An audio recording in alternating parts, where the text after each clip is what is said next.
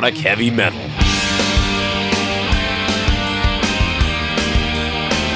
Playing it heavier, louder, raunchier, faster. This is the Signals of Intuition.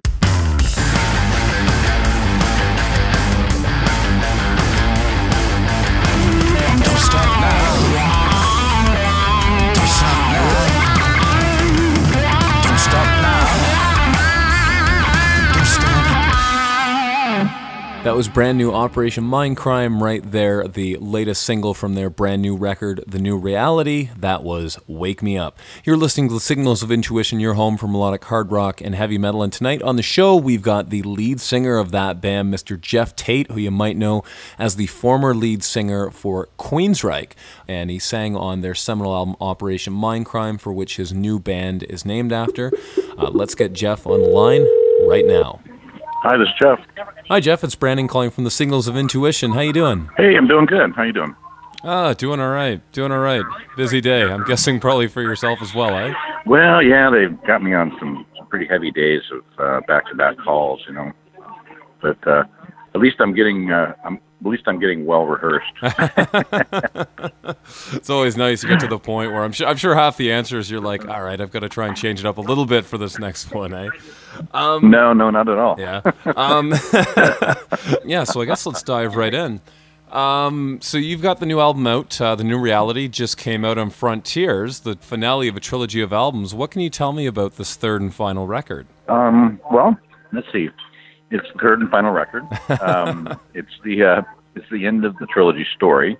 You know, the whole story is kind of a mystery, and there's like these sort of audio breadcrumbs that kind of placed throughout the albums for people to pick up on, and kind of like a bit of a treasure hunt. You know, once they locate all these little audio snippets, it kind of leads them to a destination.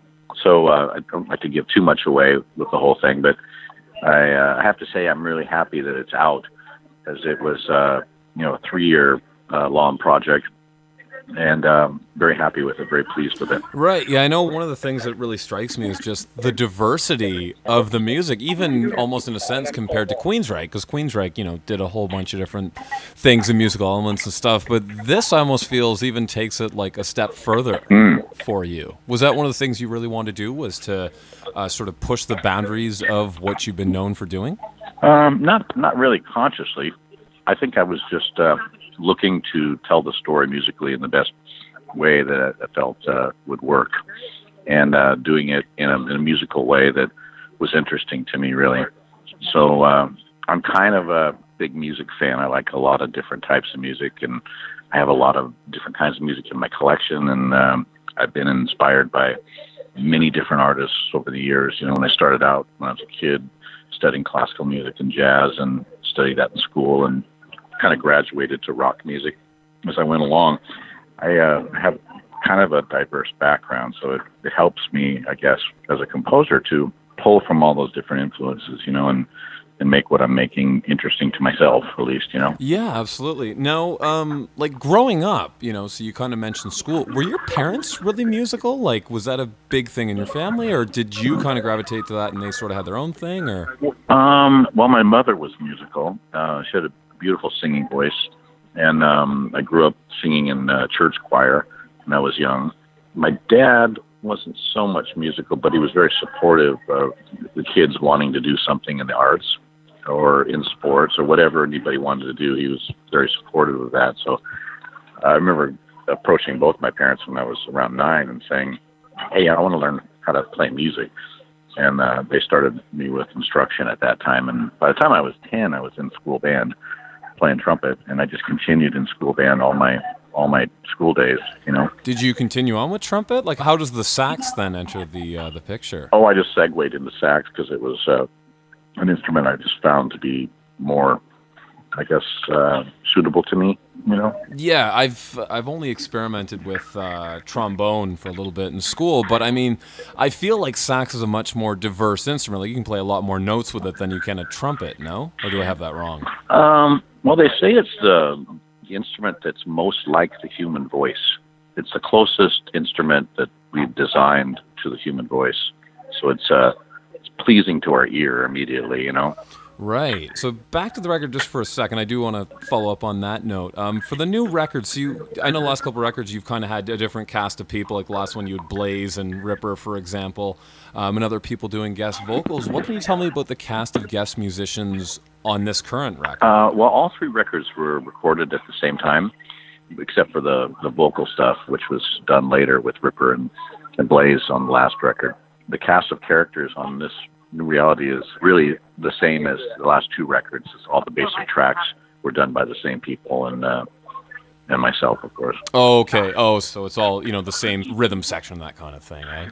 Yes, all the same rhythm section. Oh, okay. Yeah, I've heard it. I don't have the actual the actual cast of people in front of me, so I'm like, okay. The breakdown. Yeah, exactly. Yeah. No, because I've heard it a few times now, and it does very much feel like a continuation of that. I just wasn't sure if there were other people, playing solos or that kind of thing, eh? Yeah, it's kind of a continuation of the last two albums, although pushing it a little bit more extreme. Right. I know this. Was it this summer you toured with Avantasia? It was, yeah. Mm-hmm. It was, okay. Yeah, tell me about, because I know you did the track with them, and I really love that tune. Now, when you toured with them, did you do a bunch of different songs, or did you just do The Seduction of Decay? Yeah, I sang 3 songs, and it was fantastic. Yeah, great band, and working with Toby was fantastic. He's become one of my favorite people. I get that sense because I'm a big fan of Ed Guy and Avantasia. I just get that sense he just has to be like one of the happiest, funniest people you can ever meet. You know what I mean? Yeah, he's got a great sense of humor. Yeah, absolutely great sense of humor, and doesn't take himself too seriously. And one thing that I really like about him is he's very giving and open to other musicians, mm-hmm. which is kind of different than my experience, because a lot of musicians are a little bit insecure, and they worry about people showing them up. They're kind of competitive, and he's not like that at all. He'll just hand you the stage and go, okay, go, I'll be over here, and just let you go to town and do your thing. He's not worried about being showed up or anything like that. It's not entered into his mind, I don't think. Sure. He's just a very open, giving, expressive human being who's just truly wonderful. What a brilliant way to work. It is, really. I really appreciated that, because there's nothing worse than having somebody trying to tie your hands behind your back, and say, okay, do it, but you're balanced on one foot. Yeah. Now, is that something, I know you said this is kind of the end of the Operation Mindcrime suite of albums. Is that something you may look into doing in the future, as kind of more collaborative projects like Avantasia or that kind of thing? Or I know, your last couple records have been sort of that way too, in a sense. I don't really have a clear vision of what I'm going to do in the near future creatively. I'm kind of dedicating the rest of the year, or 2018, I should say, to touring, which is really kind of number one on my list of things to do. I have a lot of places I got to get to. But I am completely open to doing guest appearances with people's projects, and I love collaborating with people. And I had a really great time with Toby and Avantasia on the record and touring. Just 2 weeks ago, I was in Brazil playing a show with a wonderful Brazilian band called Angra. Oh, you played with them? Yeah. Did you open, or you actually like went up and sang some of their songs? Yeah, I went and sang a song of theirs, and then they played a couple songs of mine during their shows. It's really fun. Really fantastic players too. Awesome. Oh yeah. Amazing. Is Kiko still with them? He's still playing guitar for them, right? No, Kiko is with Megadeth. Oh, he's not doing Anger at all. No, he's with full time with Megadeth now. Right. Okay, interesting. Which I kind of feel I had something to do with inadvertently. Years ago, I was contracted to do a show in Brazil, and I went down to do the show, and they promised me a band of musicians that would be ready to play my material, Mm-hmm. And so I would just show up, we'd go through a rehearsal, and then we'd do the show. But when I got there, the band didn't exist, and so there wasn't anybody that knew my material that could play it, Mm-hmm. And my stuff's kind of complex. Yeah, Queen Strike's not the easiest thing to play on guitar. No, and drums too, you know. So if you don't really know what you're doing, you can really mess up, and it's obvious, you know. And Kiko knew a bunch of my songs, and he looked around the room of musicians that were there doing other things and picked out a bunch of players for me to do my show with. And he taught them all the guitar parts and stuff, and we together, he and I worked on the whole presentation in a couple hours before we had to do the show, and we did a pretty good show. And one of the guys that sat in with us was Dave Ellefson. Oh, really? From Megadeth, and Dave liked Kiko so much from that encounter that he suggested Kiko for the guitar player role in Megadeth. And of course, once everybody in the band heard Kiko play, I'm sure there was no doubt that he was the guy, because he's a fantastic player. Oh, he's amazing. I think I've seen him with Megadeth, I don't know, 3 or 4 times now. Just magically, I've happened to see Megadeth a few times last year, and yeah, he has just been superb. He's such a great guitar player. Mm-hmm. And a really, really wonderful gentleman, too. Is it true you're touring on Operation Mindcrime next year? You're going to do the 30th anniversary? I am, yeah. It's the 30th anniversary of that first Operation Mindcrime record, and so I'm going to present the first hour of my show, and my set will be that. Oh, so cool. Now, are you touring with the, because I saw you guys in Detroit in July, I think it was July or August this summer. Are you going to have the same band with you? I'll be having a different band. Some of the same people, but some different people too. Okay, I think you had, I recognize Scott. I didn't know the other guitar player. I think he was from the Voodoos, I think. I'm trying to remember now. It was probably Kieran Robertson. He's not from the Voodoos, but he actually has a band with my daughter, a band called Till Death Do Us Part. Oh, okay. Talk about that. Tell me now what, everyone wants to sort of genreify everything instead of just it's music, but what sort of direction do they take? God, I don't know what they would call it. It's dark, moody rock with a romantic sort of flavor to it. You know, it's got a lot of emotion and very catchy songs. But it's definitely poetic, you know, I would say, in its content. Excellent. The band's called what again? I'm sorry? It's called Till Death Do Us Part. Till Death Do Us Part. Okay, excellent. And are they out there on YouTube and stuff? People can check them out? Yeah, I think they are, yeah. Fantastic. Okay, great. I'll have to check into that. Now, I solicited a couple fans as well, just to get a different, array of questions. I always love doing this with interviews because you get a whole different assortment of things people want to know. I hope you don't mind if I ask a couple. Sure, I'll give it a shot. What current singers are you into at the moment? What kind of singers? Well, what sort of singers, bands, that kind of thing. What are you listening to at present? Gosh, I'm not listening to anything. I'm giving my mind kind of a break. Mm-hmm. Well, actually, I take it back. It's Christmas time, so it's all about Frank Sinatra for me. Oh, so you're listening to a lot of his Christmas music, eh? Oh, my God. I got Frank Sinatra's playing in my house 24/7. All the Christmas albums and Christmas songs he's done. Yep. Yeah. I know them all by heart anyway, but I can't stop myself from listening to it every Christmas. So you must have really enjoyed doing that Sinatra metal album a while ago, eh? Oh, yeah. Was that White Christmas? No, I thought you took a part of another one. I haven't heard it in years, and I can't remember what you did now on it. But I remember you, as far as I know, you were part of Frank Sinatra thing, weren't you? Yeah. I'm trying to think of the song I did. I thought it was White Christmas. Yeah, me too. Have yourself a merry little Christmas. No, that's not what it was. I'm dreaming of a white Christmas. Yeah, I think that's it. Maybe I'm trying to remember now. I know there was Silver Bells, but I think that was another metal. Yeah. I don't know at all. I did that one too. I can't remember anymore.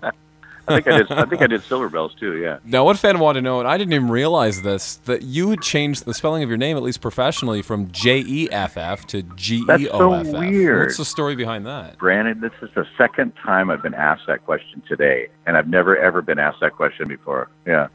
Seriously? Oh, why did I do it? Yeah. Years ago. Oh, it was kind of a personal cleansing, I guess you'd say. Starting, or kind of finishing where I began, and signaling a new beginning for myself. Sure. I did it right before the band was signed. Yeah, like on the first Queensryche thing, were you still Jeff, or did you go by the new spelling? after that? Oh no, I did it before the band was signed. Oh, okay. Yeah. Okay, I gotcha. Because I know a lot of people are like, I just did it for Hollywood or something. People tweak a name or something, right? Yeah.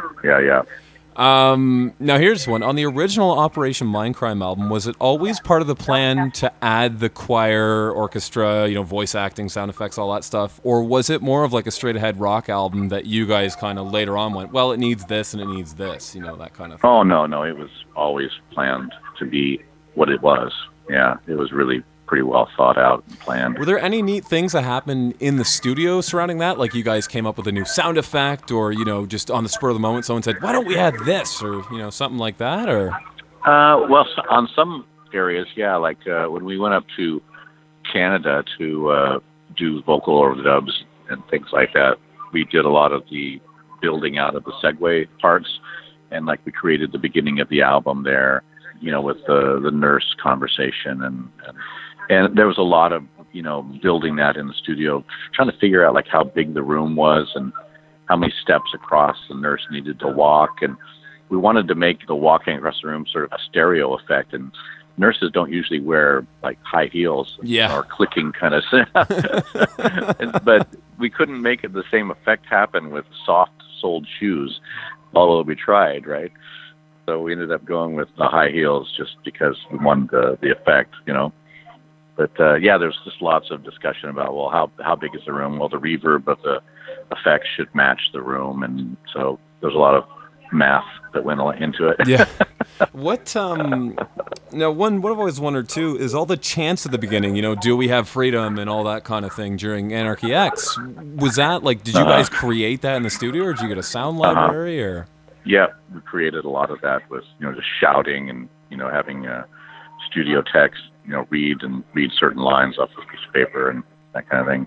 We always got people around the studio to sort of add, voices and ambiance to a recording. I can't tell you how many times that's happened on my records. Hey, you come here for a second. Sure. Well, no, I mean, my own band, we've done records, and you'll get, engineer, you come in, and you come in. Let's do a gang vocal, everybody at once. Like who cares, So yeah, I totally get that. Yeah, because it gives you that diversification of frequencies, for the different voices, so it doesn't sound so samey, Right. Now here's one. It's the 20th anniversary of Here in the Now Frontier. Tell me about working on this record in Nashville. Is it the 20-year anniversary already? Yeah, it was 97, I believe. I could be wrong, but I think that's what it was. Oh, my God, you're right. Wow. That was a real interesting time. I bought a dog, and it was a puppy. So my wife said, look, if you want this dog, you have to take it with you, because I can't look after the kids and raise a new dog, too. So I took my dog with me. And my dog caused so much trouble in the studio. It was horrific. For instance, he was a boxer puppy, and he was a male, and he was just he was boisterous, right? And being in the studio requires a time. Being a musician, you spend a lot of time there, and you have to concentrate and listen. And well, my dog was very active, and we're mixing down a song, and all of a sudden the studio goes black. All the power goes down. Oh my God, what's happening? What's going on? A major situation, right? With all the memory of all the machines and all that stuff, and backup computers and all that. We get the flashlights out. We're looking to find the problem, and underneath the console is one of the main electrical cables for the studio. And there's my dog had chewed through the wiring and shorted the whole place out. Oh, it cost me so much money to have that. I was just going to say, suddenly that becomes the most expensive album to make. Yeah. My dog was a problem, I tell you. But fun record to make, and we enjoyed it, I think, making the record as a band. It just, unfortunately, was one of those scenarios where we released the album, we had a whole tour all ready to go, we had major support from our record label, and then 2 weeks after we released the album, the record company went out of business, left us high and dry. So we only toured for like 10 weeks on that record. Yeah, I know too. Like, one thing I was going to say is you guys you hit Nashville for that one. I think what was it? It was the one before that. Promised Land was sort of in like the wilderness, right? Out in somewhere. Was that near Vancouver Island or something? It was on an island.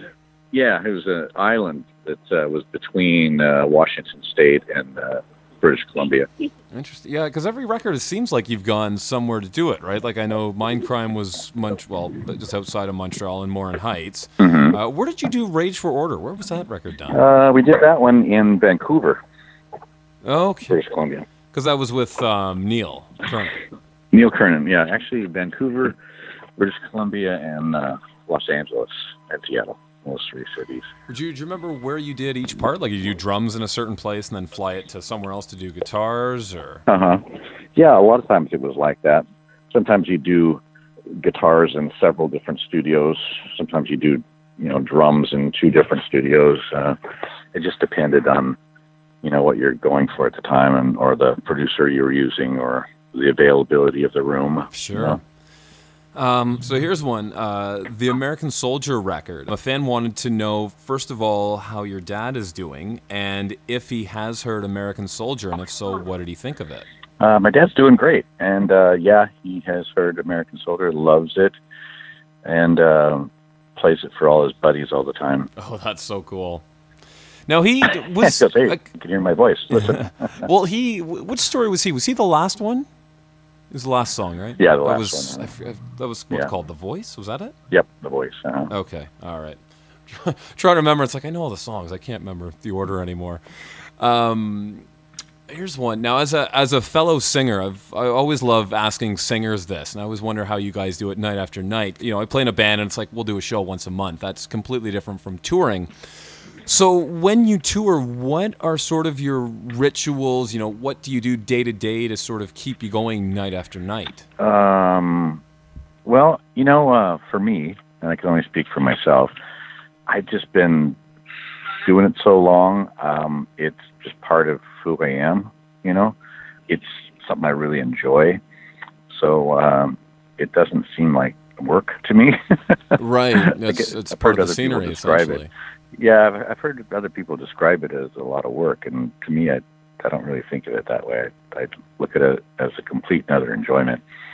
I like getting lost in the music and throwing myself into the performance, But that's it's just a mindset, I think, that you get in and put yourself in it, and before you know it, you've done 90 dates, Well, I think part of it, too, is some people have that traveling gene, and some people just don't. If they're gone for a day or two, they're out of their element. They're, immediately unhappy. Like, some people just need that familiarity of home. Yeah, that's true. They're not built for the constant change. A lot of people have complained to me that is a major problem they experience, is that feeling of disorientation, of always being in a different place. Really uncomfortable for them. Yeah, no, it's true. I mean, even, when you go on vacation, the first day or two is just kind of, where are we? What's the layout? That kind of thing. So especially, you don't even get to even essentially sort of live through that a lot of times. It's just, you're in town, you're gone, before you even notice it. Oh, yeah. You're in and out. So, oh my God, we're quickly running up on time. Well, I'll tell you what, Jeff, just before I let you go, first of all, I'm curious. So we've kind of talked about next year's going to be touring Mindcrime. Now, do you think are you looking to do another album? Like, is it even if you don't know exactly what it will be, are you still planning on coming up with some more music in the future? I'm sure I probably will.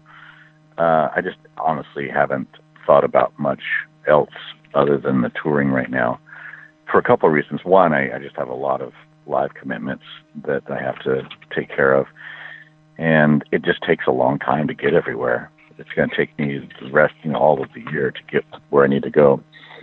And 2, I just spent a lot of time and a lot of focus creating these 3 records. And I kind of like to just give myself a little breather before I launch into another project. Sure, a chance to sort of recharge and get a new perspective almost. Get some time away from it. Sure. Okay. Cool. Well, we'll definitely look forward to that, and hopefully, you're hitting North America for this next Mindcrime tour, right? Yeah. Well, I start January 11th in Ireland, and then I believe the first North American date is in September. So it'll be a while, but I'll definitely be in North America. Okay, for the cool. tour. Yeah, hopefully we'll see you somewhere near Detroit. I'd love to check that out coming up. Oh yeah, absolutely. We'll absolutely come to Detroit. Well, Jeff, I know you got to run. We're completely out of time, but again, I want to thank you so much for the interview. Digging the new record, what I'm hearing so far, and I really hope we get to see you next year in Detroit. That'd be great. Well, thank you for the interview time. I really appreciate it, Brandon, and I hope to see you. And have a happy holiday, okay? Thanks so much. Yourself as well. All right. All right. Talk Take to you. care, Bye-bye. Jeff. Yep. Bye-bye.